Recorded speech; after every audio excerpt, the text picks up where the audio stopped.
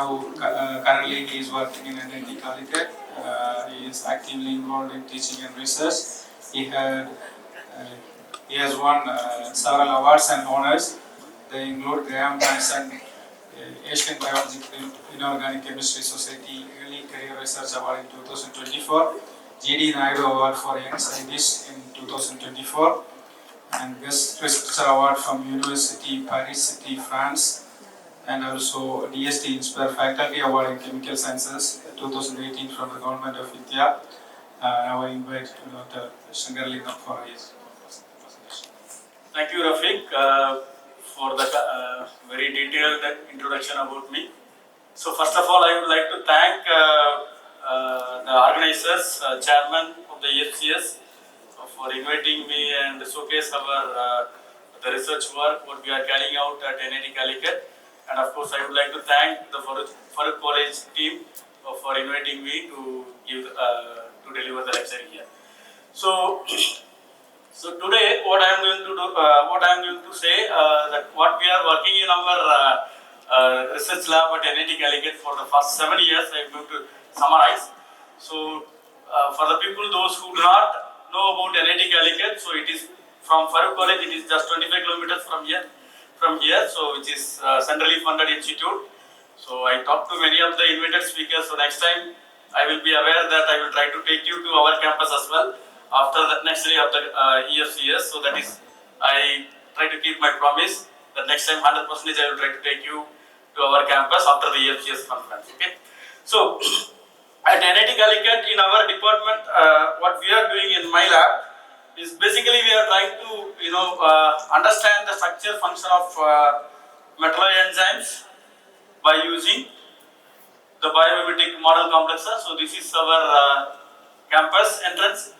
So this is before I go into the talk. So I would like to acknowledge the people, those who helped me and those who are helping me to reach this particular level. So there are a range of professors where I am taking help and collaborations.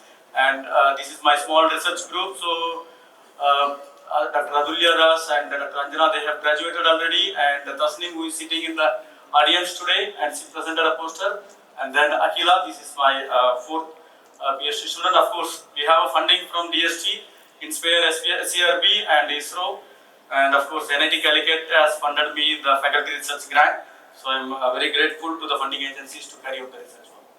So before I go into the detail of my lecture, this is our the department. So in the second floor, my lab is here. So I am sitting in this particular place. So I labeled it as BBIC. So BBIC is nothing but the Bioinspire and Biomimetic Inorganic Chemistry labs. So it is not a different area for our students. It is basically a bioinorganic chemistry. So bioinorganic chemistry is nothing but is a branch of different science area where we can meet together, we can utilize the knowledge, and then use that knowledge for the human applications. So that is what we do. So basically, it is a multidisciplinary field that beautifully integrates the chemistry, physics, and molecular biology and protein science. So you will be seeing that how we have used this different technology in our research area. So I have said that the biomimetic inorganic chemistry or bioinorganic chemistry. Yesterday, Dr. Sayantri has elaborated very nicely that the mother nature has everything. So we need to respect mother nature and learn, and then use the knowledge for the development of sustainable world. So for that, what I have put. So this is a presentation. This is a slide I always keep everywhere whenever I go. So this particular person is searching in the nature. First, this person is searching in the nature to understand what is available, and then studying in detail, and whatever it is studied, they are trying to make some applications to the society. So basically it is like this: search and study the things which are created by Mother Nature and use the knowledge to the human applications. Okay, so now I introduced the word biomimetic. So you need to know what is biomimetic. Biomimetic is nothing but a very simple, it is mimicry. So we try to mimic many actors' voices, right? So that is nothing but, in biomimetics, like enzymes are doing many reactions. So we try to mimic the structure or function of the particular enzymes. So for example, you can see here, so the bullet train which has been designed based on the the inspiration from the this bird mouth. This is actually called a structural model. And the next one you can see, this is the green leaf. The left side what you see, this is photosynthesis, and the right side what you see, that is artificial photosynthesis. So the green leaf, which is doing the photosynthetic reaction outside the building, but inside the building we are doing by this way, by making a molecule. So this is actually called a functional model, and the left side what you see, this is actually called structural model. So by taking this inspiration from biology, so many engineers actually they have constructed different technologies and different buildings. So for example, if you consider that the termite mound, so the termite mound is actually, it's a house for termite. So by mimicking this, in Zimbabwe, so they have constructed an apartment, and from this process, so they save 10% of energy which they will be using per year. So by using that, they reduce the 10% of energy. So by this understanding this point, so our lab, we are doing a research in our institute since 2018. So we try to use the manganese porphyrin compounds to produce metal oxo compounds, and then we try to use those compounds for organic transformation reactions like CH activation, so benzene nitrocylation or cyclohexane oxidation. So the bioinorganic chemistry may be knowing that very well about the cytochrome P450, which does aromatic hydroxylation as well as aliphatic hydroxylation. So those reactions we try to do in our lab, and then we are also doing the biomimetic enzyme model, where the enzyme structure or function is exactly mimicked by the model complexes, and we are also working on the medicinal inorganic chemistry. So these are all the outcomes which we have done since 2018. So today I will be talking about the biomimetic enzyme models. So for example, the copper complexes as biomimetic enzyme models for oxidase enzymes. So this work is mainly carried out by these 4 women. It's a very strong power I have it in my lab. So basically this work was started by Abhinaya. She was an MSc student, so currently she is doing PhD in University of California, Riverside, and this is the master bride to carry out, to complete remaining work till today. So before I go into the details, so little bit introduction about copper. So why copper? Copper is present in many of the aerobic organisms, and it performs a complete redox chemistry. Copper 1 shift to copper 2, and then you have a flexible geometry. So you can, copper can switch the geometries from tetrahedral, square planar, octahedral. So that because of that flexibility, so we have freedom to choose a different ligands for any organic transformation reactions. So based on the geometrical properties and the spectroscopic properties of copper enzymes has been classified into 4 different categories. That is type 1 copper, that is non-planar, and that is the best example is a blue copper protein. And then type 2 copper protein, that is a planar copper compound, so that is the best example is galactase oxidase. And then type 3 copper, so type 3 copper is basically you have a binuclear systems, so where it is connected with the halogen or hydroxyl group, which does oxygen transport in many of the organisms. So this has been classified based on the spectral properties and geometries. So now these 3 things are different enzymes, but you can see here all these 3 things are clubbed into a single person, that is actually called a phenolphthalein synthase enzyme. So this particular enzyme we call a multi-copper oxidase enzyme. So you can see here on the top you have a copper 1, that is a type 1 copper, and in the bottom you have a type 2.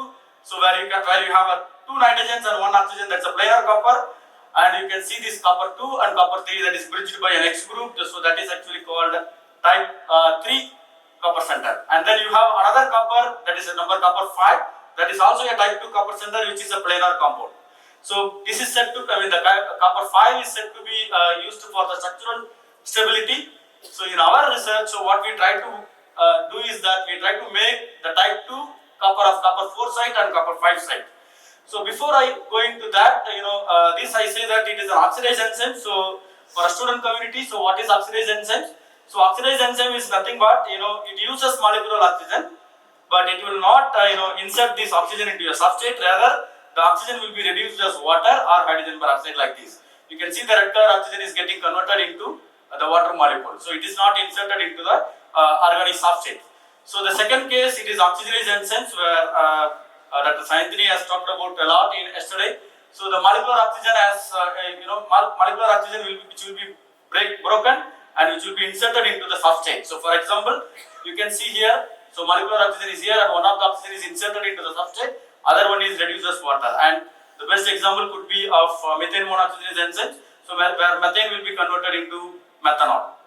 So as I have mentioned to you that we were focusing on these particular enzymes, especially the type 2 copper center, where you can see the coordination center is coordinating atom is 2 nitrogen and 1 oxygen. So to mimic the particular site, so we try to use a SIP-based compound starting from imine and amine. It's very easy.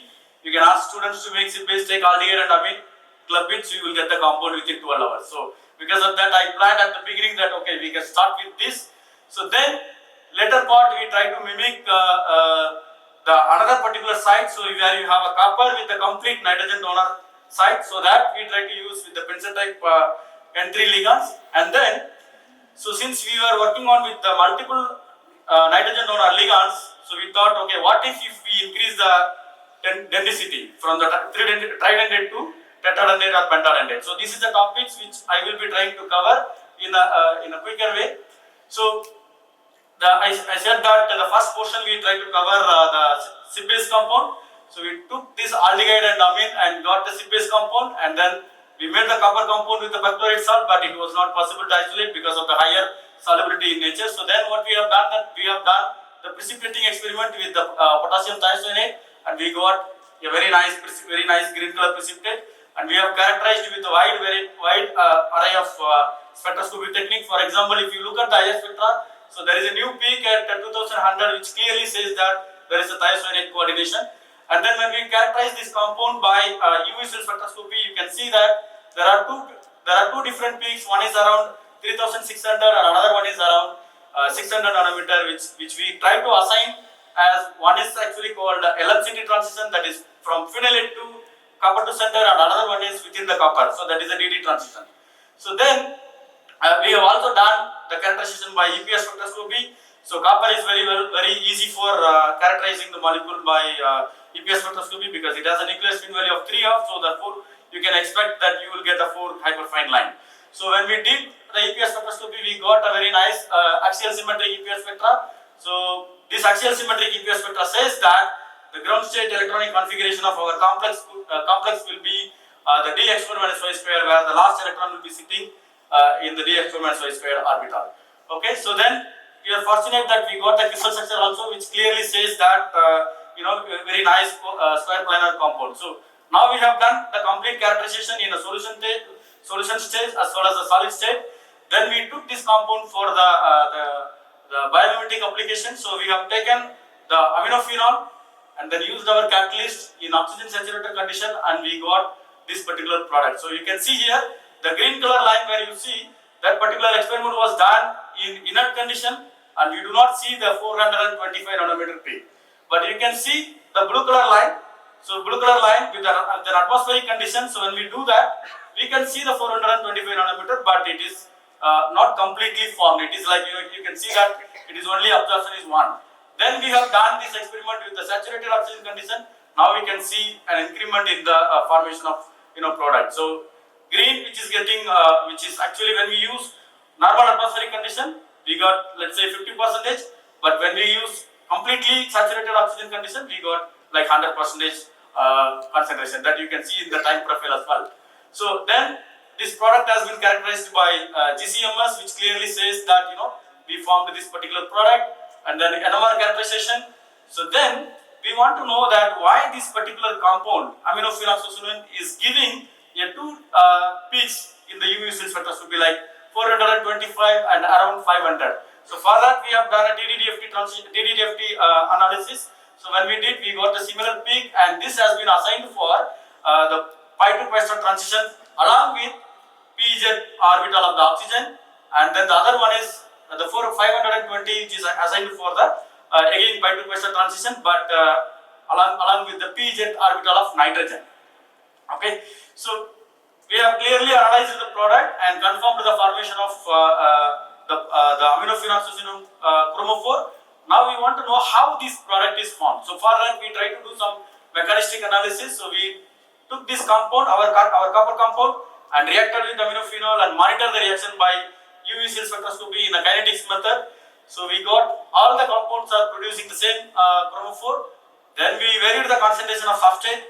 We can see the saturation behavior in our kinetics. So which suggests that the reaction proceeds through the Michaelis-Menten kinetics, which means the complex substrate adduct is formed in the reaction. So then we used the Lineweaver Burke plot analysis, and from this we got the Kcat value, that is the turnover number, and from that we got that the bromide compound is having the highest turnover number, and we assume that the electron withdrawing nature of the bromine is stabilizing the intermediate and hence providing the higher turnover number.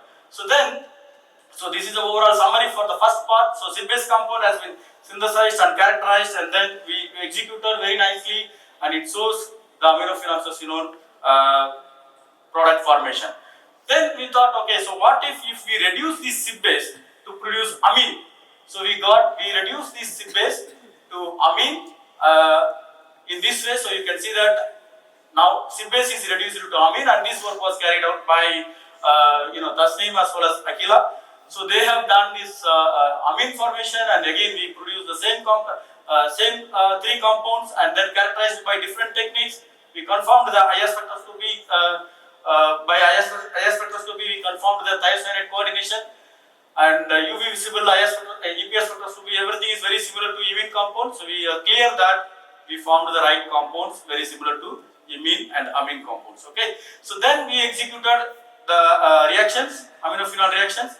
We took amine compound to have a comparison, and we performed in the same conditions, and we can see the nice formation at 425 nanometer peak in the same peak.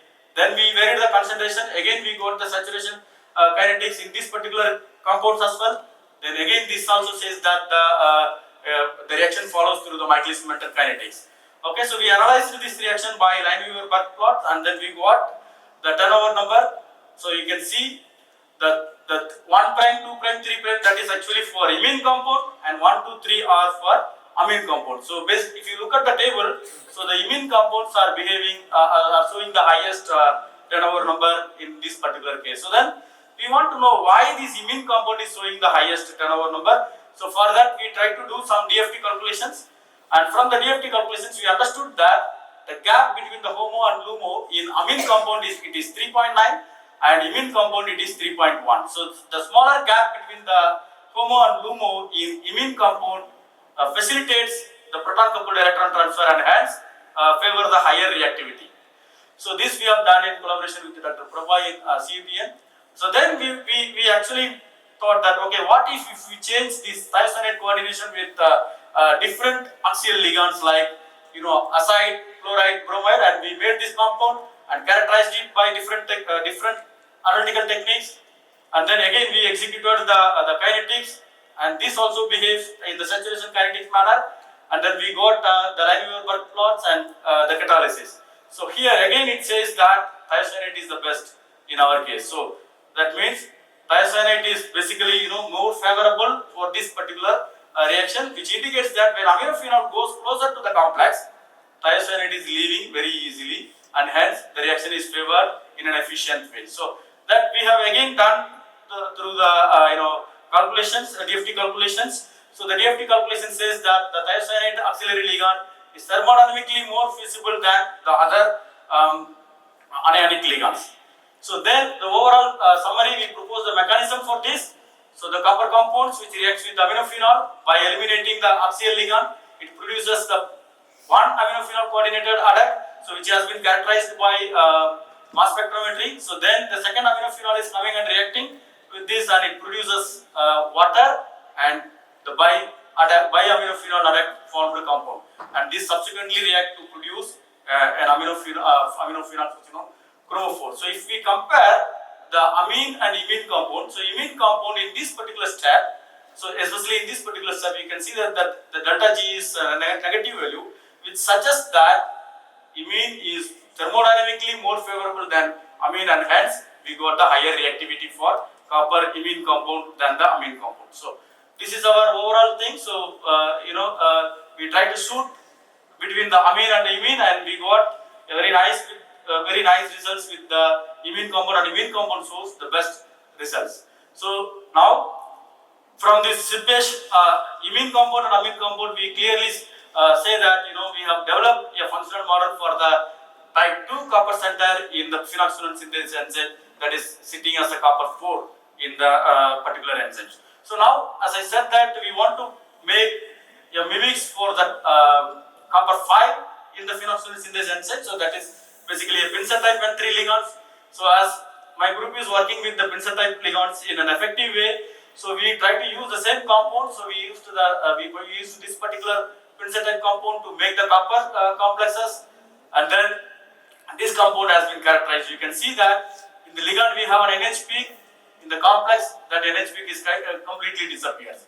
So we basically produce a very nice copper pincer compound which has been characterized by again the same level of spectroscopic techniques, UV spectroscopy, EPS spectroscopy, and then single crystal X-ray analysis. So everything says that we produce the right compounds what we have designed, and then we used this particular compound for aminophenol oxidation at first. And it is well known to the community that the pincer compounds are highly useful for many different organic transformation reactions like catalysis experiments. So therefore we thought, okay, we do not need to stop with only the parent aminophenol. Let us try with different derivatives of aminophenol. So what we have done is we try to first optimize the conditions with aminophenol as a parent substrate, and we optimized this as the best conditions.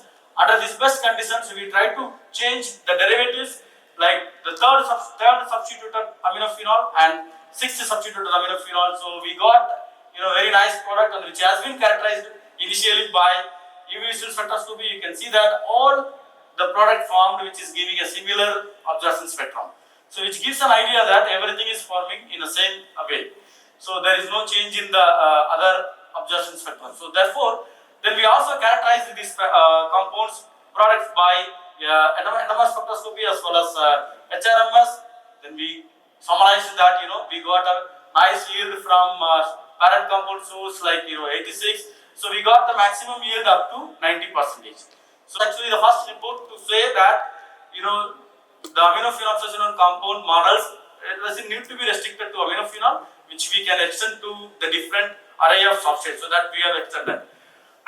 Then the mechanisms what we propose in a similar way what we have done it in the previous case, we try to see whether we get the saturation kinetics in this compound in this case as well or not. So we have done the UV spectroscopic experiment and we see a saturation kinetics, and this again suggests that this reaction is also proceeds through the Michaelis-Menten model. Okay, so then we try to understand whether we can trap this adduct by using HRMS and other techniques. Yes, we could trap that, and then we did these experiments with different substitutions like methyl, ethyl, propyl, and butyl donors in the ligands. So we got a nice trend, and methyl was showing the best yield, best conversion in this particular case.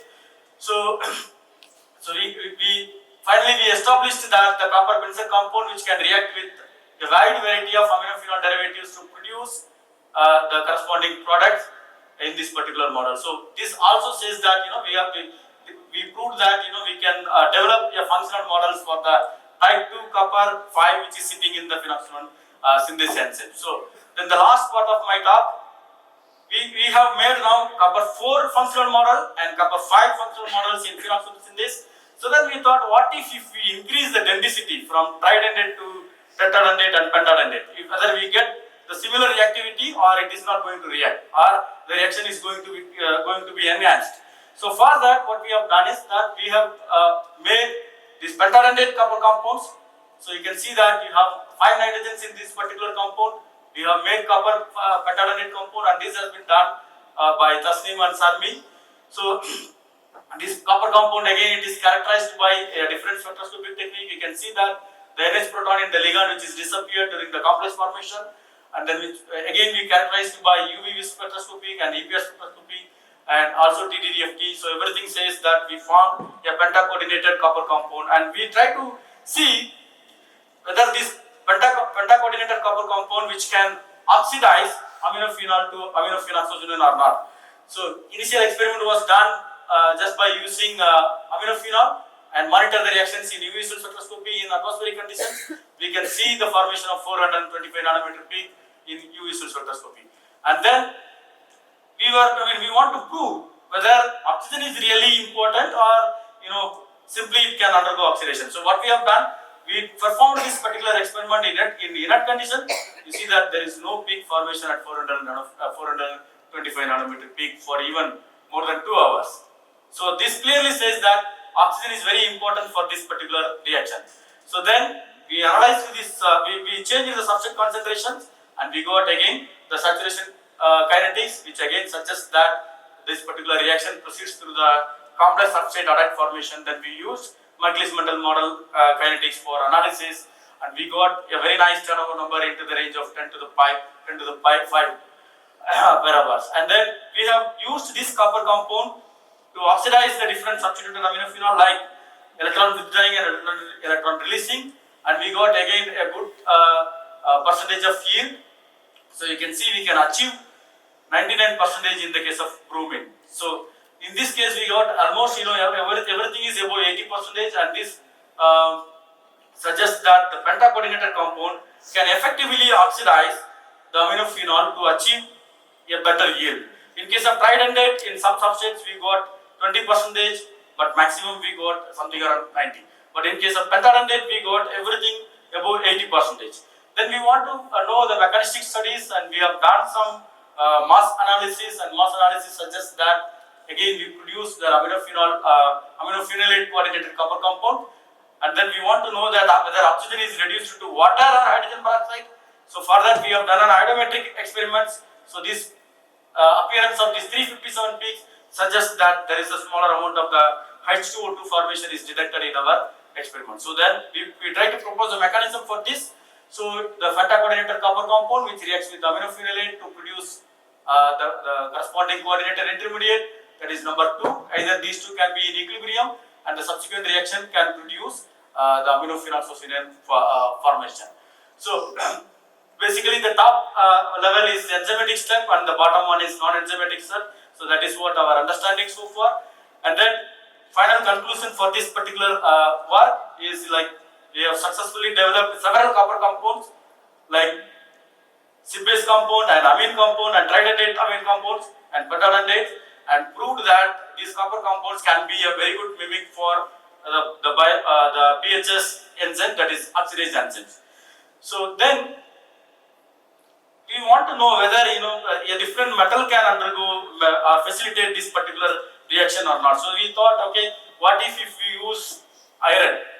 So then we have performed, we make this particular compound and reacted with aminophenol, and again it produces aminophenol. So this work was presented by my student, that was question number 31. Yesterday he has presented. So with that, the conclusion, almost everything is completed, and some of our work has been published as a cover image, Dalton transaction and NJC and tetrahedral and European Journal of Inorganic Chemistry and Chemical Records and ChemCom and ChemCatCom. So thank you. I would like to take a few questions if you have. Thank you very much for that. Thank you, Dr. Sankaralingam. Please come with the question. Glad to see what you are doing in the past 5-6 years and how this has come up. Thank you. Thank you. Very nice. I wanted to ask you, because you have this chemistry to make amines, copper, and all that thing together, is it not worthwhile to think about this chemistry in the context of CO2? Because amines are there, and if you can modify them suitably, and the copper center is there, you can probably use it for something else. I wonder whether is that another direction that you could look at where there is value? Yeah, so it's very nice question. So actually this particular work, what we have planned is like we want to mimic the particular enzyme aminophenolphosphine. So that does aminophenol to aminophenolphosphine chromophore. So that is what our focus. And another focus to address your questions, like we are working on by using nickel and copper compound to fix CO2 into carbonate compound, and then the carbonate can be converted into cyclic carbonate. So for this purpose, we recently got funding from ISRO, so we are progressing that. In fact, the CO2 fixation to carbonate and the carbonate to cyclic carbonate, we have already published in inorganic chemistry, so that I didn't show you here. So, yeah.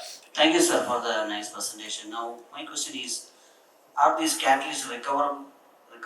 I mean, can you reuse it? Okay, so Or that, how easy is it to separate from the reaction mixture?